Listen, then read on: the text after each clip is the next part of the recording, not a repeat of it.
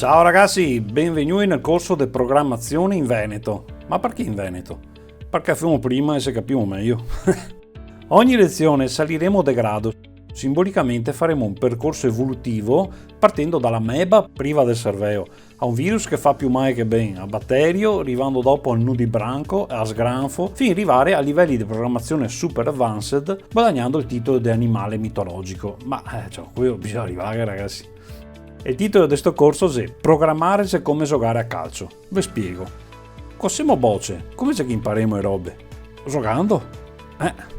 Se vuoi imparare a calcio, sappiamo una baetta che mo tirare i piedi finché Dio dice basta, è vero? Adesso immagina che arriva un adulto a dirne no, aspetta, ma se fuori gioco, gamba attesa, qua serve il VAR, devi giocare a zona, apporta una serie regolamentare, insomma, è chiaro che dopo nessuno si diverte più e qualcuno magari perde anche un fiato di fiducia in se stesso. Quindi non possiamo pretendere di imparare robe partendo subito da tecnicismi e dai regole, come d'altronde fa la maggior parte della scuola italiana, perché Tosati se rompe i maroni e non impara niente. Se te perdi una lezione, te stai in drio come il muso. Se non te capisci un termine o una regola, ti si incasina a testa e ti rimani con dei busi di apprendimento assurdi. Occio. Se la natura ha negadito che io a giocare per imparare, è inutile andare contro. Quindi partiamo subito a giocare a calcio e tireremo queste 4 PA del computer e vediamo cosa che viene fuori. E ora, cosa vuoi fare subito un puteo che gioca a calcio? E vuoi far gol? Quindi il nostro scopo adesso è quello di creare subito il nostro primo sito internet in 5 minuti, dopo passare una rovesciata. Dai che andiamo. Per chi che conosce già l'HTML, portate pazienza 2 minuti che faccio presto. Ecco qua, siamo sul desktop. Per giocare a calcio ne serve un campo, giusto? Quindi troviamo quello che ne sia più comodo, per esempio il campo da calcio del patronato. E ora, tasto destro, nuovo, documento di testo, i documenti di testo alla fine, i siti internet, e chiamiamo index, invece che .txt, facciamo l'estensione .html, perché è questo il nome delle pagine internet. Index perché piace tantissimo a tutti i siti internet, a tutti i server, che piace tantissimo la scritta index. E tutto minuscolo, mi raccomando. Se vedi, già c'è l'icona di Edge del browser della Microsoft, mi faccio doppio clic e mi trovo un sito internet già a vodo, quindi ho cosa fatto anche se vodo porito. Allora facciamo così, mi metto in parte, eccolo qua, e questo index è un documento di testo e lo apro con il blocco note, per esempio di Windows, qua il note, e voilà. Questo è il mio campo da calcio, ok? Io slungo o slargo, faccio quello che voglio, e ora me lo metto qua in parte e voilà, così anche vediamo i risultati. Allora, senza regole, partiamo senza regole, se voglio giocare, vi dico subito che per fare un sito internet bisogna usare il linguaggio di programmazione HTML, la roba più semplice, e come si è fatto il linguaggio HTML? Si è fatto con delle istruzioni che sta dentro delle parentesi acute, quindi apro parentesi acute, dico HTML, e poi con una slash chiudo HTML. Questa istruzione dice che tutto quello che c'è là dentro è il sito internet, e queste robe qua, queste istruzioni si chiama tag, quindi che siamo già per capire che un tag si apre e dopo si chiude, basta mettere una slash prima del nome. Adesso qua dentro facciamo head, testa, ok, e chiusura di head, e body e chiusura di body.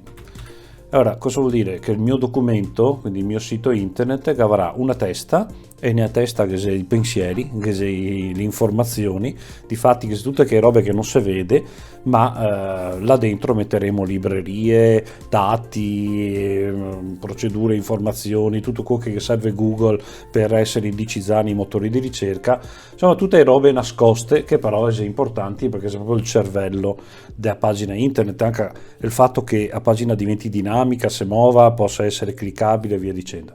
Nel body invece mettiamo quello che si vede della pagina, quindi dentro body io ho detto di fare una partita di calcio, fermo Juventus versus Milan, e ora salvo, mi metto da sta parte di qua e qua fermo CTRL F5. Allora, dalla CTRL F5 cosa vuol dire? Se stessa roba non è quasi la stessa roba di premere, vedete qua che vi aggiorna che se anche CTRL R. Se te fai CTRL F5 facciamo usare un qualcosa di più avanzato, perché è un modo per cancellare a cache del browser, cioè tutte quelle robe che il browser voleva mostrarti perché si ricorda. Ma gli altri siamo dei super programmatori avanzati, e se facciamo CTRL F5 svodemo ogni volta tutte queste informazioni e che facciamo ricaricare a pagina da zero. Magari adesso non si vede, però in futuro sta roba vi salverà tanto la vita. Bon, adesso cerchiamo di rendere sta roba un fiantino più carina, no? Da vedere.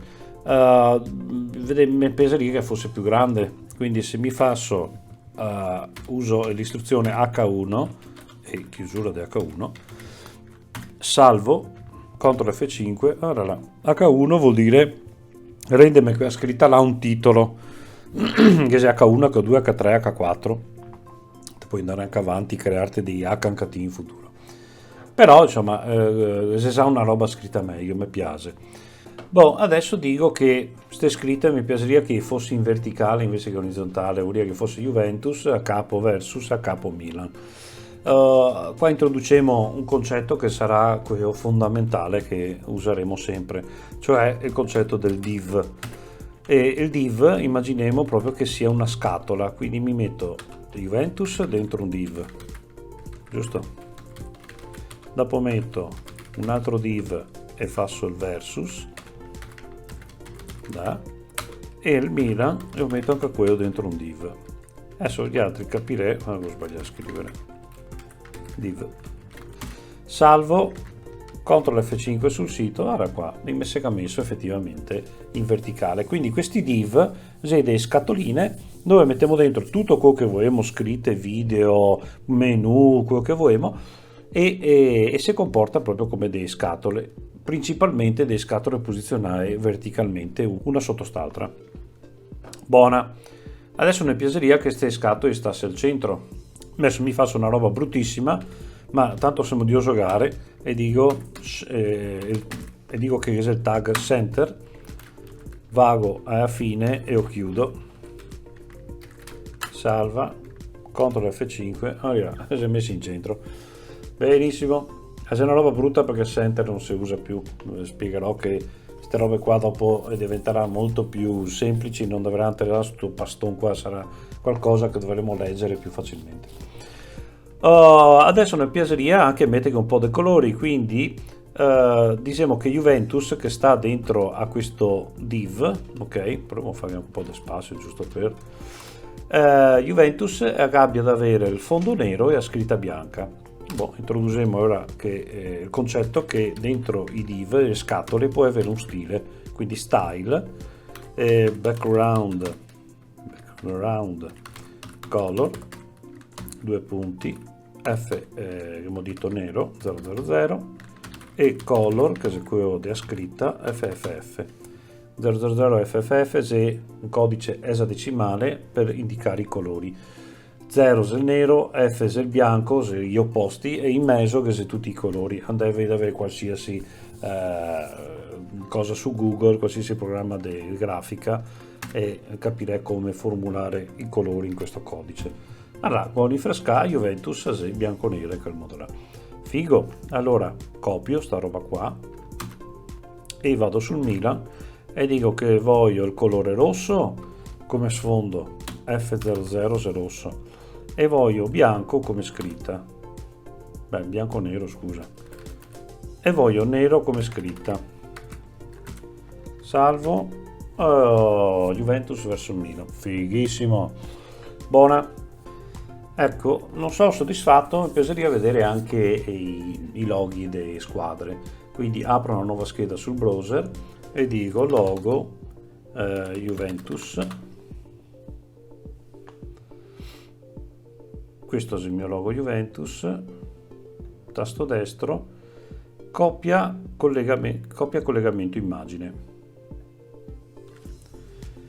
Vado qua, al posto della scritta Juventus uso un nuovo tag che si chiama image, img, source, che è la sorgente di questa immagine, incollo questa cosa che ho appena, questo indirizzo che ho appena trovato, slash e chiudo la parentesi acuta, così slash significa proprio non serve che ti faccia image, chiusura di image, fa tutto su un'unica riga.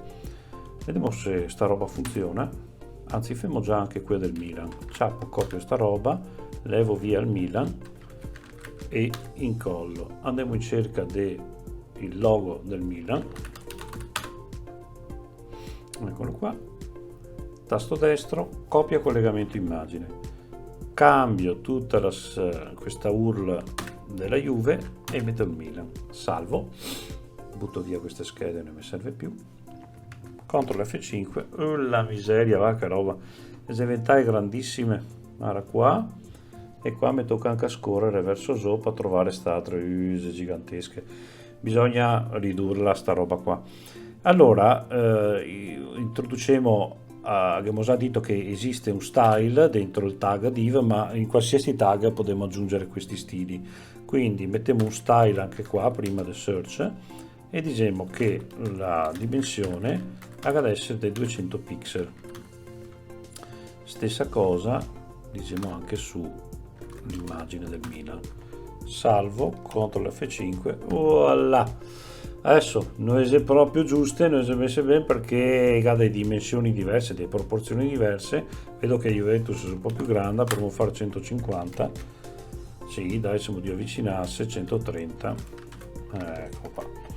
Beh, insomma, eccezionale ragazzi, con 4 cavo AI che abbiamo fatto un sito internet che ne piace, che abbiamo creato una nostra partita di calcio con 4 istruzioni. Quindi questo è il codice per disegnare pagine internet, questi tag bisogna aprirli e chiuderli, i div che abbiamo detto che si di contenitori, e potremo anche applicare dei stili, colori, forme, posizioni, contorni, potremo fare quello che vogliamo.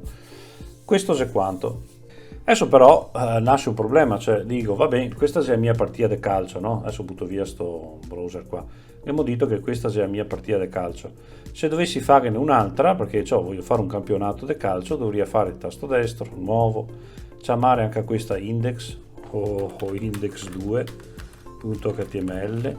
Cioè, rendiamo conto che a un certo punto si riempie il desktop, oppure se voglio fare dentro C, dentro qualche altra cartella del mio PC, si riempie di tutti sti file qua per creare tante pagine web di un sito internet, tante schermate di un'applicazione. Chiaro, quindi non potremo diventare matti in questa maniera ad aprire qua un altro file col blocco note e cosa faremo? Andiamo a diventare matti a gestire un sacco di file, non si può. Questo perché questi sono i campetti di calcio del patronato. Ecco, la roba bella del sviluppo informatico è che qualcuno prima di noi ha messo in internet delle risorse completamente gratuite che ne dà la possibilità di essere super fighi. Quindi invece di usare il campetto da calcio del patronato, allora, visto che è gratis, che è qualcuno che si è fatto per noi, perché non settuemo un bel impianto sportivo? So, siamo dei putteni, altri vogliamo solo giocare a calcio e non siamo neanche tanto bravi. Però non ne costa niente, invece che giocare sul campetto del patronato giochiamo su un vero proprio impianto sportivo, no? Allora andiamo su internet e cerchiamo Visual Studio Code. Visual Studio Code, ecco, cerca questo, entrare sul sito, a questo punto qua si decide se per Windows, Mac o Linux e scarichi la vostra versione e installate Visual Studio Code. Andiamo a capire come si apre una volta che si installa Visual Studio Code. Faremo anche un qualcosa di advanced, quindi buttiamo via tutta sta roba che non mi interessa, abituiamoci a lavorare con il prompt dei comandi, quindi start cmd.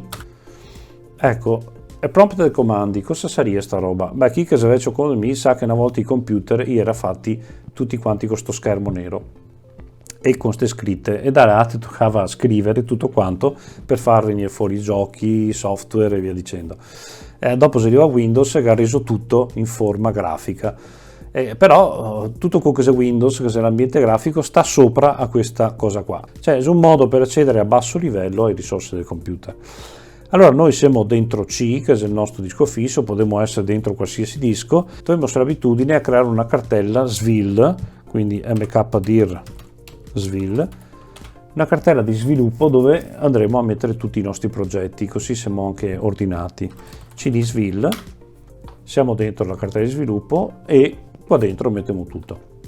Adesso la magia è qua, ecco, dovremmo aprire il nostro Visual Studio Code, quindi basta digitare code punto, che significa aprimi Visual Studio Code, punto vuol dire dove sto, dentro csvil, do invio e mi si apre Visual Studio Code, proprio in quella cartella che è svil. Svil, ecco, quindi sta parte qua che accediamo alle risorse del computer, quindi se simbolicamente il nostro tabellone dei tornei di calcio, ecco, ok, qua in mezzo giochiamo a calcio e se facciamo CTRL O accentata accediamo al terminale, che sarebbe il stesso che ieri modo usare questo, eccolo qua, solo che ce l'abbiamo già dentro Visual Studio Code e ne farebbe tanto comodo averlo qua. Scopriremo perché sarà comodo averlo qua. Ah, guarda ciò! Praticamente siamo stati già promossi da ameba a virus. Beh, insomma, non sia un grande passo perché il virus comunque fa più male che bene. Difatti, gli altri non siamo ancora buoni a fare del bene, ma almeno che abbiamo appreso qualcosa. Il virus si possessa dei risorse altrui per farsi i cavoli sui, e se quello che siamo Dio fare gli altri, siamo riusciti ad aprire un software fatto da altri che ne permette di giocare a calcio, di avere un stadio completo per giocare a calcio. Nelle prossime lezioni vedremo come prendere possesso di questo stadio e soprattutto chiameremo un allenatore soprattutto che ne dà una mano, perché l'allenatore serve sempre, e si chiama React, quindi impareremo cosa che vuol dire programmare in React. Per ora è tutto, grazie, metti mi piace, se c'è qualche bottone che sei qua sui social per seguirmi e alla prossima.